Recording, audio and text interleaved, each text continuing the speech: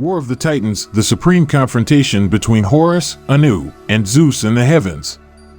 In ancient times, long before the first steps of humanity echoed on the earth, the universe was a theater of divinities.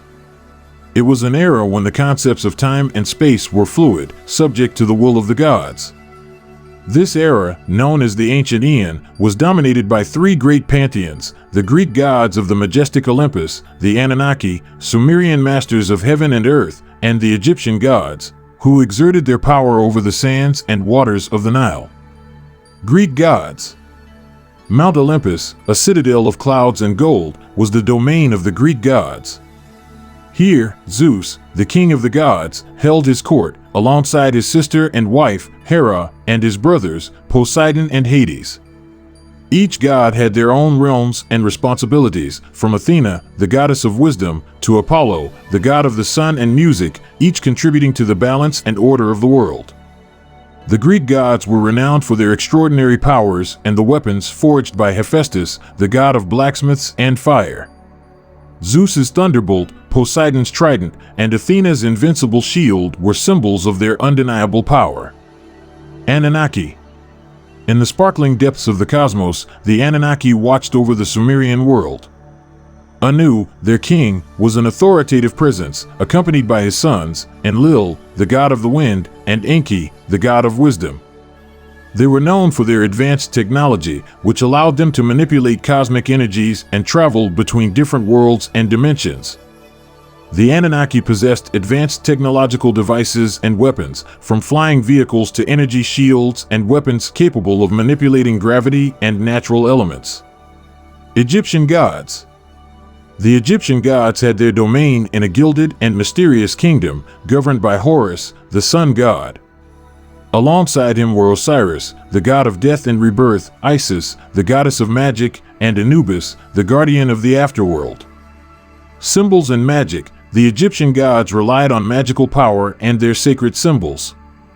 Horus, with his solar disk, Osiris with his scepters, and Anubis with his ceremonial knives, were examples of their power to influence and control natural forces and those of life and death. Although there was coexistence and a tacit respect between the three pantheons, the balance was fragile. Each group of gods watched over humans and nature, but also over their own interests and powers. This balance was maintained through unwritten pacts and a mutual understanding of each other's power limits. Signs of conflict. The first signs of an imminent conflict began to appear when subtle changes in the cosmic nature and in the movements of the stars were observed by priests and seers of each pantheon. These changes were interpreted as omens of a great change or a great conflict to come. As these signs intensified, each pantheon began to prepare their forces for what seemed to be an inevitable divine war that would shake the entire universe. Foretelling of the conflict. In the Sumerian kingdom of the Anunnaki, Anu, the king of the gods, receives a disturbing vision through a mystical obsidian. The vision shows him a shining cosmic stone, the heart of heaven, capable of controlling natural elements and altering reality. This stone, hidden somewhere on Earth, holds the power to change the power balance between the three pantheons. Driven by a desire for supremacy, Anu begins to mobilize his forces to find this artifact. In Olympus, Zeus receives news about Anu's suspicious movements. Hermes, the messenger of the gods, brings news that the Anunnaki are searching for an immensely powerful artifact. Worried about the possible consequences, Zeus calls a gathering of the gods to discuss the actions that need to be taken. Despite different opinions, all the Greek gods agree that they must prevent the Anunnaki from finding the heart of heaven. Zeus, together with Athena and Apollo, begins to devise a plan to counter Anu's efforts. Meanwhile, in the Egyptian kingdom, Horus, the sun god, notices a change in the course of the stars. He interprets this sign as an omen of a great cosmic disturbance. Consulting with Thoth, the god of wisdom and magic, Horus realizes that the Anunnaki forces are in motion and that the world's balance is threatened. Determined to protect his kingdom and maintain cosmic order, Horus gathers his council of gods to prepare a defense. The hunt begins. Anu, using his visions and advanced technology, locates the heart of heaven in a remote and mysterious region of the earth, hidden in an ancient cave, guarded by formidable natural forces.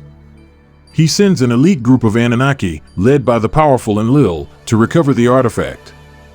At the same time, Zeus sends Hermes and Athena to intercept the Anunnaki mission, while Horus sends Anubis and Thoth to secure their own interest in this race. The first confrontations occur when the groups of gods meet near the artifact's location. Battles break out, demonstrating the power and abilities of each god. Athena, with her wisdom and fighting skills, confronts Enlil, while Hermes, quick and agile, manages to steal some of the Anunnaki's technological artifacts. On their side, Anubis and Thoth use magic and knowledge to penetrate the mysterious cave, discovering clues about the exact location of the heart of heaven. As the search continues, temporary alliances are formed and unraveled between the three pantheons. Each group tries to secure an advantage, using a mix of force, magic, and diplomacy. In the meantime, tensions grow, and the world begins to feel the effects of this divine conflict. Unusual natural phenomena, from unexpected eclipses to violent storms, begin to appear on Earth, signals of the power struggle taking place in the heavens. As the three pantheons intensify their efforts to find the heart of heaven, the entire world becomes a battlefield of the gods. Each group uses its abilities and powers in a series of confrontations and strategic races.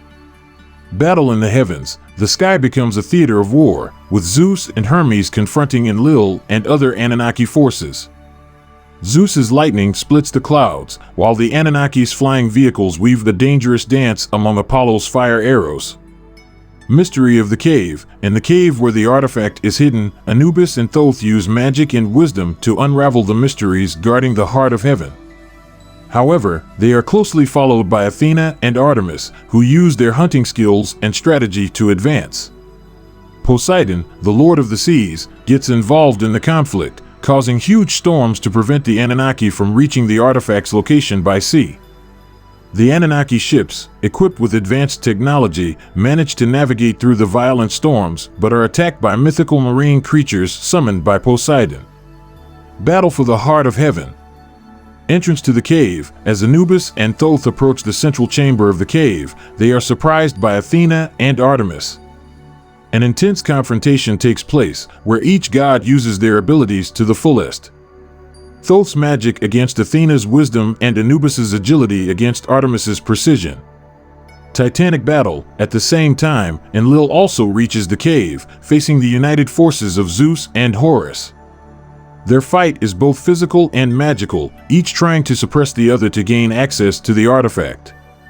Earth under siege. On Earth, the effects of the gods' battle become increasingly visible. Unusual storms, earthquakes, and unexpected natural phenomena begin to affect the world of mortals. This demonstrates how much the natural balance is disturbed by the divine conflict. In the end, Anubis and Thoth manage to open the chamber where the heart of heaven is located. But, just as they try to touch the artifact, they are stopped by Athena and Artemis, resulting in a tense and dangerous final confrontation. In the same chamber, Zeus, Horus, and Enlil realize the true power and danger of the artifact. Anu, observing the chaos and destruction caused, begins to doubt his plan. He confronts Zeus and Horus in a final effort of negotiation. In a final, tense, and powerful confrontation, Zeus, Horus, and Anu fight for control over the heart of heaven. Each god uses their power to the fullest, from Zeus's lightning, Horus's solar power, and Anu's advanced technology. The final confrontation for the heart of heaven. In the ancient chamber of the artifact, the tension reaches its peak. Anubis and Thoth, in a battle of wills and magic with Athena and Artemis, are about to lay hands on the heart of heaven. At the same time, Zeus, Horus, and Enlil engage in a titanic struggle for supremacy. Zeus's raw energy collides with Enlil's sophisticated technology and Horus's radiant power.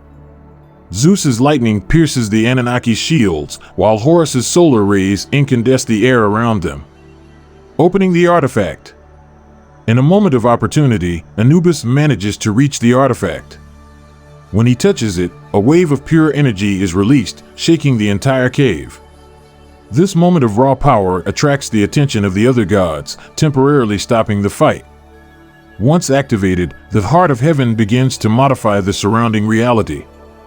The cave transforms, becoming a portal between different dimensions and realities, threatening to engulf everything around. The unexpected union of the gods. Faced with imminent destruction, Zeus, Horus, and Anu realize that their only chance is to collaborate. In a joint effort, they combine their powers to control and stabilize the artifact. The inner and outer battle, each god fights not only with external forces, but also with their own ambitions and desires. They must overcome pride and thirst for power to save not just the world, but the entire cosmos. The combined energy of the three gods begins to influence the heart of heaven. Bright light fills the cave, and realities begin to stabilize. In this process, each god uses their power in a unique way. Zeus channels energy through his lightning, Horus through his solar disk, and Anu through his technological devices. In a final heroic act, the gods manage to close the portal created by the heart of heaven. Their combined effort not only stabilizes the situation, but also seals the artifact, preventing its further use. After the portal is closed and the artifact sealed, the gods collapse, exhausted by their effort. They realize the fragility of the cosmic balance and the danger that ambition and desire for power can bring. In these moments of calm after the storm, the gods reflect on their actions and the impact they have had on the world. They acknowledge that, despite their differences, they collaborated for a common purpose, protecting the balance of the universe.